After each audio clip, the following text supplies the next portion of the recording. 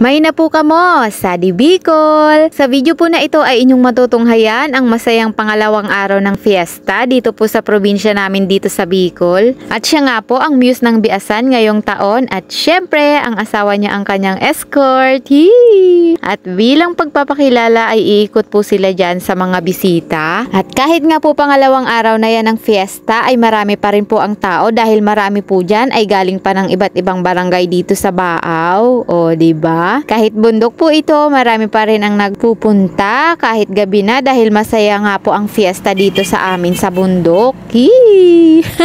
Mag-comment nga po kayo kung ganyan din po ang fiesta sa inyo tuwing pangalawang araw ng fiesta o kaya naman ay sayawan ng mga Mr. and Mrs. na. At syempre, hindi po mawawala sa kanila ang award kaya ayan at sinasabitan na sila ng sash at may bulaklak din at yung iba pa nga dyan ay meron pa po silang trophy. At syempre, hindi po mawawala ang pasayawin ng sweet, ang muse at ang escort sa gitna. Nakakakilig. At ayan nga po at ganadong-ganado sumayaw ang muse. At bago ko nga po ipagpatuloy ang lahat ay shoutout muna po kina Karen Monge, shoutout idol. Ako po sa taga Banasi na personal si Idol Lucky Kuy.